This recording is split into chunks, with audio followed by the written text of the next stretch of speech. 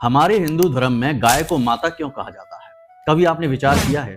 क्या है ऐसा गाय के अंदर जो इसे माता का स्वरूप दे दिया गया है? भैंस भी तो गाय के समान ही होती है, दूध देती है और लोग उसे पालते हैं, लेकिन उसे माता का स्वरूप क्यों नहीं मानते?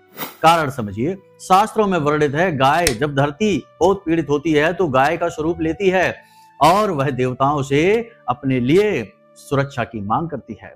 इसी प्रकार जब समुद्र मंथन हुआ था, जो 14 रत्न निकले थे उसमें से कामधेनु निकली थी, जो हर एक कामना को पूर्ति करने की क्षमता रखती थी। तो गाय का महत्व इसीलिए तो है क्योंकि शास्त्रों में, या यूं कहें कि प्राचीन काल के ऋषि मुनियों ने गाय के गुणों को जाना।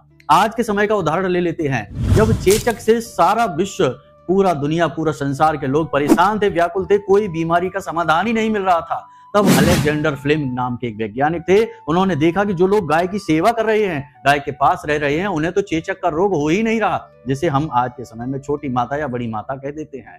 तो आप समझिए कि गाय के पास रहने से, उसके सानिध्य में रहने से, सेवा करने से कोई भी भयंकर रोग नहीं हो सकता है। तो यहाँ से गाय के दैवीय को पता चलता है।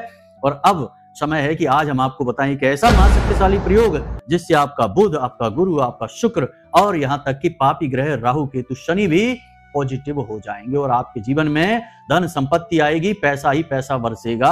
चाहे आप कहीं भी हो, किसी भी जगह हो, पैसा कहीं अटका पड़ा है, रुका पड़ा है, आएगा। जब कहते पैसा बरसेगा तो इसका मतलब ये नहीं है कि पैसे की सचमुच की बरसात होगी। आपके ही द्वारा किया गया कर्म और अटका हुआ पैसा वापस आएगा। इसे ही बारिश कहते हैं। भाई अपना ही पैसा मिल जाए, यही बड़ी बात है। आजकल तो खुद की मेहनत का भी नहीं मिल पा रहा है, तो बस यही होगा। तो क्या करना है, ध्यान से समझिए। बहुत ही छोटा, बहुत ही सरल लेकिन शक्तिशाली प्रयोग है।